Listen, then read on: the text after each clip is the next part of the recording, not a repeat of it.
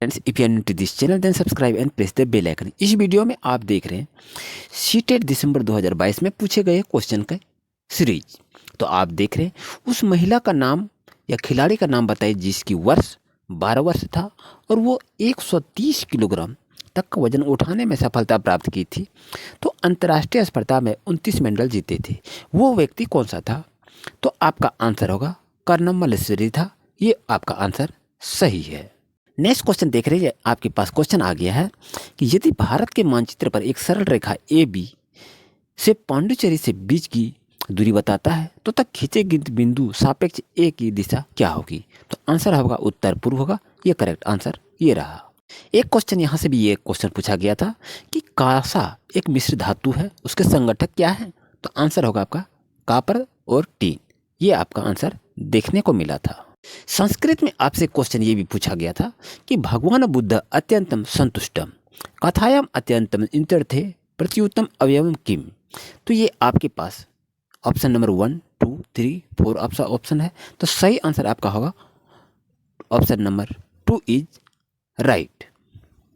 ये भी क्वेश्चन देखने को मिला था कि मानकों का प्रयोग निम्नलिखित में से किन अवधारणाओं को समझाने के लिए किया जा सकता था? तो करेक्ट आंसर होगा संख्या बोध, भिन्न व प्रतिरूप, यानी ऑप्शन नंबर 3 आपका करेक्ट होगा। चलते हैं क्वेश्चन नंबर नेक्स्ट पर। नेक्स्ट क्वेश्चन देख रहे हैं, आपके पास क्वेश्चन क्या कह रहा है। तो यहाँ क्वेश्चन देखें कि प्राथमिक स्तर पर गणित के आकलन के विषय में निम्नलिखित में से क्या वांछनीय नहीं है? यहाँ पर नहीं की बात कर रहा है तो आपको नेगेटिव सेंटेंस को चुनना है। तो करेक्ट आंसर होगा ऑप्शन नंबर 4 इज राइट। तो ये आंसर कैसे होगा इस चीज़ को समझते हैं। तो पहले ध्यान देने वाली बात यह है कि अवधारणाओं की समझ के आकलन पर महत्व देना चाहिए। तो ये आपका क्या है, समझ, तो ये आकलन देना चाहिए, पॉजिटिव वर्ड हो गया। और विद्यार्थी के संदर्भ में प्रति आकलन को अति संवेदनशील होना चाहिए, ये भी आपका पॉजिटिव है। लेकिन ये कह रहा है यह एक आवश्यक सभी बच्चों को उनकी गणितीय रुचि के अनुसार चुनौती दी जाए, तो ये भी आपका पॉजिटिव है। लेकिन एक विलक्षण परीक्षा प्रतिरूप का ही अनुकरण करना चाहिए, यहाँ ही जो लगा है यही आपका नेगेटिव सेंटेंस है। इसी तरह क्वेश्चन को आंसर में छाटा जाता है। उम्मीद है आपको अच्छी तरह समझ में आ गया होगा।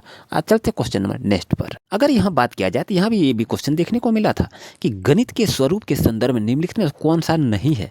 यानी यहाँ देखिए नहीं का बात कहा जा रहा है और अधिकतर कैंडिडेट ये क्या करते हैं, नहीं को इग्नोर कर देते, नहीं देखते हैं, तो वो गलत आंसर उसका यूज हो जाता है। तो यहाँ पर देखें इसका आंसर क्या है।